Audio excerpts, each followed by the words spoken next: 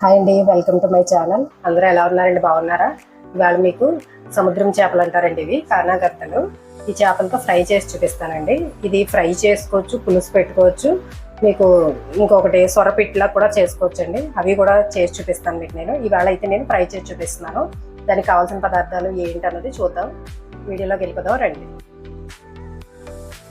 కానాకంతలు ఫ్రైకి కావాల్సిన పదార్థాలు ఏంటో ఒకసారి చూద్దామండి. ఇవి కానాకంతలు చేపలు అంటారు. ఇవి సముద్రం చేప అండి. దీనికి సింగిల్ బోన్ ఉంటుంది.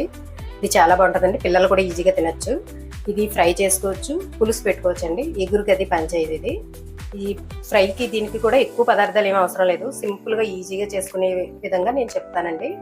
ముందుగా చేపలని శుభ్రంగా క్లీన్ చేసుకొని పసుపు ఉప్పు వేసి కడుక్కొని ఇలా ఘాట్లు పెట్టుకున్నానండి. రెండు వైపులా కూడా నేను మొత్తం ఘాట్లు పెట్టుకొని, ఇప్పుడు దీంట్లోకి ఎక్కువ మసాలాలు ఏం అవసరం లేదు, సింపుల్గా వేస్తానండి నేను.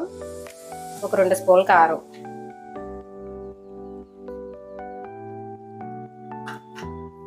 ఒక స్పూను అల్లం వెల్లుల్లి పేస్ట్, అల్లం వెల్లుల్లి జీలకర్ర కూడా వేసానండి కొంచెం, అది పేస్ట్ వేసుకున్నాను. ఉప్పు రుచికి ఇది తీసుకున్న క్వాంటిటీని బట్టి మీకు సరిపడినంత ఉప్పు. ఈ సముద్రం చేపలు కదండి, కొంచెం ఉప్పుగా ఉంటాయి కాబట్టి కొంచెం ఉప్పు చూసుకొని వేసుకోండి. ఒక స్పూన్ పసుపు వేసుకుందాం.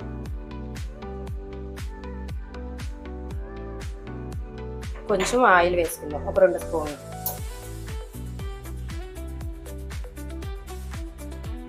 ఇందులోకి ఏమి కార్న్ఫ్లోర్లు, వరిపిండ్లు ఇవన్నీ ఏమి అవసరం లేదండి. ఓన్లీ వీటితో చేప టేస్ట్గా ఉంటుంది. కొంతమంది కార్న్ఫ్లోర్ ఇవన్నీ వేస్తారు కదండి, అవన్నీ ఏమీ అవసరం లేదు. ఇవి ఒకసారి కలుపుకొని ఇందులోనే నిమ్మకాయ కూడా పిండుకుందామండి. నిమ్మకాయ ఒక చెక్క వేసుకుంటున్నాను నేను. ఇది మొత్తం అంతా బాగా మిక్స్ చేసుకుందామండి. ఒకవేళ అవసరమైతే కొంచెం వాటర్ కలుపుకోండి, లేదంటే పర్వాలేదు. మసాలా లూజ్గా ఉండేలాగా చేపకు పట్టే విధంగా కలుపుకోండి. కొంచెం వాటర్ వేసుకుందామండి. కొంచెం వాటర్ కొద్దిగా లూజ్ అవ్వడానికి ఇలా ఉంటే సరిపోతుందండి. ఇది బాగా కలిపేసుకున్నాం కదా, ఇప్పుడు చేపలకి పట్టించేద్దాం మసాలా. మనం ఘాట్లు పెట్టుకున్నాం కదా, ఘాట్లలోకి కూడా వెళ్ళేలాగా మొత్తం మసాలా అంతా ఘాట్లలోకి, చేపలోకి కూడా మొత్తం అంతా. చేప కూడా ఇలా పొట్ట కూడా కట్ చేసాం కదండి, ఇందులో కూడా వెళ్ళేలా పెట్టుకొని మొత్తం మసాలా అంతా పట్టించండి. అలాగే మొత్తం అన్ని చేపలకు కూడా మసాలా పట్టించండి. మొత్తం మసాలా అంతా కూడా ఇలా చేపకి ఆల్రెడీ మనం ఘాట్లు పెట్టుకున్నాం కదండి, ఘాట్లలోకి పొట్ట కూడా కట్ చేసాం చూసారా, పొట్టలో కూడా మొత్తం మసాలా అంతా పెట్టుకోండి. ఇలా మొత్తం చేపలన్నీ కూడా మొత్తం మనం తీసుకున్న చేపలన్నీ అప్లై చేసుకుందాం. ఇది చాలా టేస్ట్ ఉంటుంది, పిల్లలు కూడా ఈజీగా తినచ్చు. సింగిల్ బోన్ ఉంటుంది ఇది, సముద్రం చేప ఇది, పిల్లలు కూడా ఈజీగా తినచ్చు. ఒకటే బోన్ ఉంటుంది దీని పెద్ద మసాలా ఏం వేసుకోలేదు. ఓన్లీ నేను వేసాను చూసారు కదా, కారం, పసుపు, ఉప్పు, అల్లం వెల్లుల్లి జీలకర్ర పేస్ట్ అంతే, కొంచెం ఆయిల్ వేసాను. ఇది డీప్ ఫ్రై కూడా కాదండి, పాన్ పెట్టుకొని దాని మీద ఫ్రై చేసుకుంటే సరిపోతుంది. ఆయిల్ కూడా ఎక్కువ పీల్చుకోదు. ఓకే అండి, ఇది మసాలా అంతా మొత్తం చేపకు పట్టించేసానండి. పొట్టలోకి మొత్తం పైన కట్ చేసుకున్నాను కదా, ఘాట్లు పెట్టుకున్నాను కదా, అందులో కూడా మొత్తం మసాలా అంతా ఎక్కించానండి నేను. ఇదంతా కలిపి పెట్టుకున్నాను. మీకు టైం ఉంటే ఒక అరగంట పక్కన పెట్టుకొని అప్పుడు ఫ్రై చేసుకోండి. లేదంటే మాకు టైం లేదంటే వెంటనే చేసుకొని తినేయచ్చు, చాలా టేస్టీగా ఉంటుందండి. ఇది ఒక అరగంట అయిన తర్వాత ఫ్రై చేసి చూపిస్తాను. చేపలన్నీ మసాలా అంతా పట్టేసిందని బాగానే. ఇప్పుడు ఇది ఫ్రై చేసుకునే విధానం చూపిస్తానండి మీకు. ఇది ఇలా పక్కన పెట్టుకొని ఫస్ట్ ఇలాగ పాన్ పెట్టుకున్నాను నేను. దీంట్లో ఆయిల్ పోసుకుందాం అండి.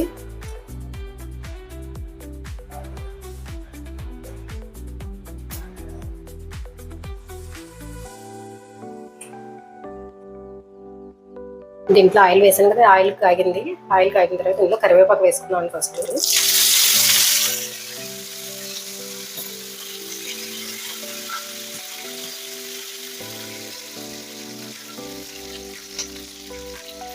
కరివేపాకు మగ్గిన తర్వాత చేపలు ఒక్కొక్కటిగా ఇందులో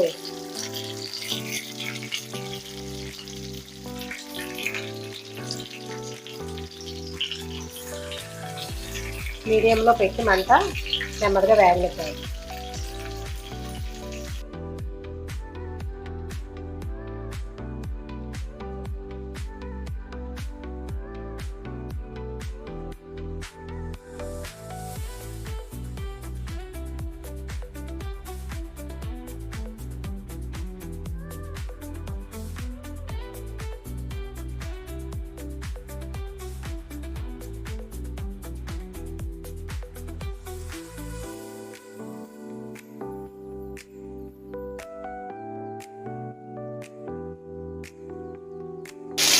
ఇవి ఒకవైపు కాలిపోయినాయండి. ఇప్పుడు మళ్ళీ రెండో వైపు తిప్పుకున్నాం వీటిని.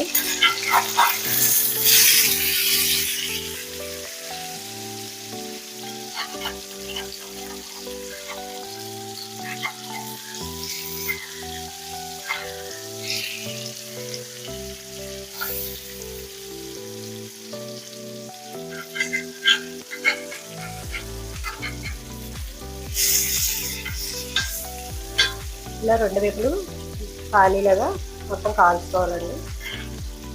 కరివేపాకు ఎక్కువ వేసుకొని కాల్చుకుంటే నేను చేయొచ్చండి.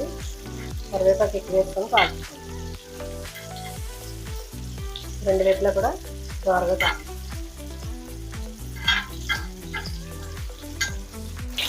ఇవి రెడీ అయిపోయినాయండి. ఇవి మీకు సర్వ్ చేసి చూపిస్తాను.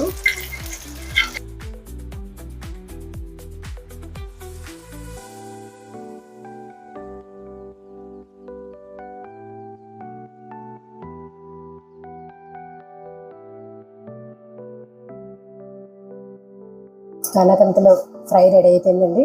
ఇది ఉత్తినోడితో కూడా ఇలా తినేయచ్చు. దీని కాంబినేషన్ పప్పుచారు లేదంటే రసం, టమాటా రసం అలాంటి వాటితో ట్రై చేయొచ్చు. ఇది చాలా టేస్టీగా ఉంటుందండి. దీనికి సింగిల్ బోన్ ఉంటుంది. తప్పకుండా అందరూ ట్రై చేయండి. ట్రై చేసి ఎలా ఉందో నాకు చెప్పండి. ఓకే అండి, బాయ్. మరి వీడితో మళ్ళీ కలుద్దాం.